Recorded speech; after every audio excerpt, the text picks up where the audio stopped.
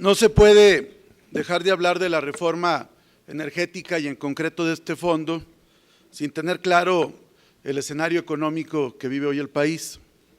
Según el artículo 3 de la Ley del Banco de México, en su fracción cuarta, al Banco de México le compete ser el asesor del gobierno federal en materia económica y en particular en materia financiera. Por eso viene usted en su doble carácter a esta comparecencia, no solamente como gobernador del Banco de México, sino por Ministerio de Ley, como asesor también del gobierno en materia económica. Y en este sentido, nos parece que todo este conjunto de reformas que se han desarrollado en el ciclo neoliberal a lo largo de 32 años, pues no ha sido un detonante para la economía del país. Y hoy las cifras económicas así lo confirman, y también las expresiones del propio secretario de Hacienda, que ahora dice que reformar no es hacer magia, como aprendiz de brujo, y dice además que solo se están sentando las bases para quitar esta ancla en el crecimiento económico, como si no fueran los propios gobiernos neoliberales los que le hubieran puesto esta atadura a la economía nacional. Usted acaba de afirmar hoy que estas reformas son para no depender de Estados Unidos. Sin embargo, nosotros no creemos en esas afirmaciones porque nuestra economía sigue atada en gran medida en una dependencia hacia los Estados Unidos, y nos parece que nuevamente hay un menosprecio al impacto de la economía estadounidense con relación a la mexicana. Usted en febrero del 2008, en plena crisis hipotecaria de aquel país, dijo que esta afectación no impactaría en la economía del país y que si antes nos daba una pulmonía, ahora nos daría un catarrito. Fue el famoso catarrito de la economía nacional. Sin embargo, vemos que se sigue con el mismo discurso como si hubiera fortalezas económicas en el país, y esto es mentira. Hoy se dice, lo cito textualmente, que necesitamos concluir el proceso de reformas, implantarlas adecuadamente y sin duda considero que se va a reflejar en un mayor crecimiento económico. Eso afirma usted hoy en una entrevista. Sin embargo, vemos que la economía del país no está funcionando. Incluso el propio Banco de México ha ajustado el pronóstico entre 2 y 3% y ha tenido Hacienda también que modificar su pronóstico del 3.9 hasta el 2.7. En ese sentido,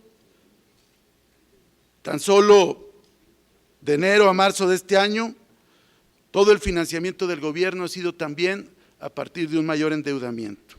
La deuda se ha incrementado 6.504.318 millones de pesos, pasó de esa cantidad a 6.629.753 millones. El gobierno proclamó que se destinaría a mayor obra pública, mayor infraestructura, lo cual detonaría el crecimiento económico. Sin embargo, lo único que ha crecido es el endeudamiento, ya que el país no ve mejoras en el corto plazo y México crecerá para este año menos que la mayoría de los países latinoamericanos.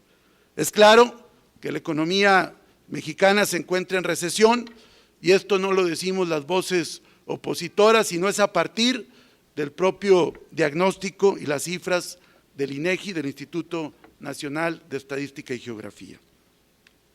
Sigue un déficit en la cuenta corriente de la balanza de pagos equivalente a 1.5 del Producto Interno Bruto, y el indicador global de la actividad económica registró hasta marzo de 2014 un descenso de 0.81 con cifras desestacionalizadas del mes previo.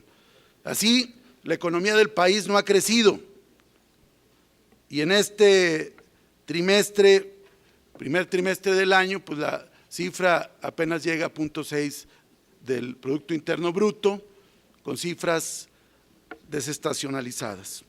Es decir, señor gobernador del Banco de México, la economía del país no está funcionando. Hay un fracaso evidente de la política económica del país, y usted como exsecretario de Hacienda, como gobernador del Banco de México y como asesor por Ministerio de Ley del Gobierno Federal, pues tendría que ver toda esta petrolización de las finanzas públicas que se está viviendo en el país desde una perspectiva más amplia. Este panorama económico que hoy enfrenta la nación nos preocupa sobremanera y creemos que este fondo es una simulación y un nuevo engaño al pueblo de México, que es mentira que se va a transparentar el manejo de los recursos porque sigue el control de la Secretaría de Hacienda y Crédito Público. Se había dicho al principio de la discusión de la reforma energética que Hacienda sacaría las manos de las finanzas petroleras, pero no solamente no sacó las manos, sino que metió el cuerpo entero.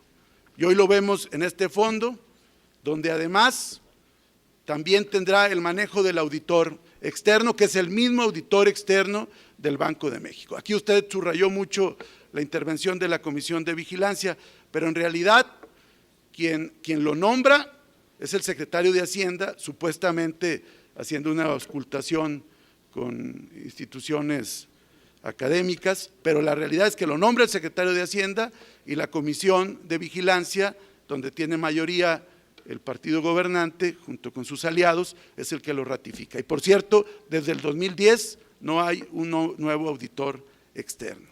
Por esa razón, nosotros creemos que, lejos de lo que se ha planteado con otros fondos soberanos, este fondo que se está creando servirá para las urgencias y los apremios financieros del gobierno federal. Ante la baja recaudación, ante la incapacidad que tiene, no para cobrarle a los pequeños contribuyentes o a las personas físicas o a los profesionistas, sino a los grandes oligopolios del país, pues evidentemente que se va a seguir financiando el gasto corriente con este fondo petrolero. Y nos preocupa también lo que usted afirma, que además van a ser irresponsables los integrantes del comité, atendiendo las premuras de las decisiones, pero finalmente están jugando con miles de millones de pesos, están jugando con el principal recurso financiero del país y tienen que estar sujetos, en nuestra opinión, a un régimen de responsabilidad. Nosotros no queremos al mismo tiempo que se repita en el manejo de este fondo el llamado mal holandés, que se llama así porque tuvo su origen en Holanda, derivado del descubrimiento de yacimientos de gas en la década de los 70. Este país no tuvo una estrategia para sacar esos dividendos de la economía, hubo mucho más entradas de divisas, provocando una revaluación de la moneda, misma que provocó la falta de competitividad y el quiebre de la industria de ese país, lo que dio como resultado que una vez que se acabó este recurso no renovable, ya era muy tarde y había quebrado la planta productiva. Pero más grave aún que esto es que los recursos se vayan a dedicar a subsanar las carencias fiscales del gobierno federal. Nosotros creemos que se deben recuperar las buenas experiencias de los fondos soberanos, pero si se piensa manejar el fondo como aquí se está describiendo, pues evitemos la simulación y que sea directamente Hacienda. O sea, como lo decía el consejero Fluvio Ruiz Alarcón, realmente es un mecanismo fiscal presupuestal para canalizar los recursos petroleros. No es un fondo para asegurar recursos para las futuras generaciones, para tener salvaguardada nuestra independencia económica, es simplemente un parapeto para seguir petrolizando las finanzas del gobierno federal. Por eso nosotros no creemos en este mecanismo, sobre todo cuando además, según se ha expresado, la perspectiva no es muy halagüeña.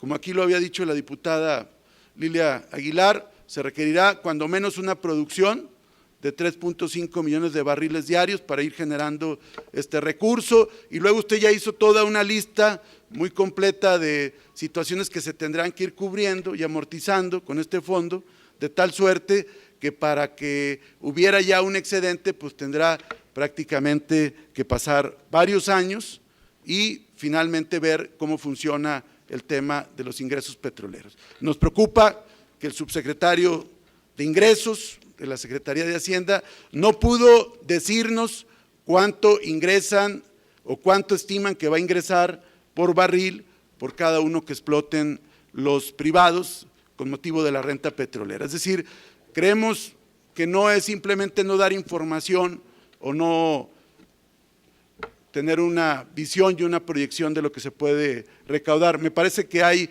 un afán de ocultar, un afán de seguir manejando con gran discrecionalidad los recursos, y nosotros creemos que esta reforma energética no solamente compromete la renta petrolera, no solamente va a generar más corrupción en el país, sino que va a afectar la estabilidad, las finanzas y los recursos de nuestro país.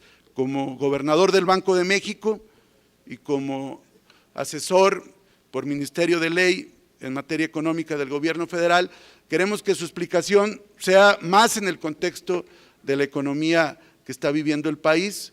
Evidentemente que este fondo es clave para el crecimiento económico si se aplicara bien, pero como lo vemos, no tenemos los mejores augurios y creemos que va a ser simplemente otra caja del gobierno para financiar sus ineficiencias. Gracias. Gracias a usted, señor diputado Ricardo Mejía Verdeja, del Movimiento Ciudadano.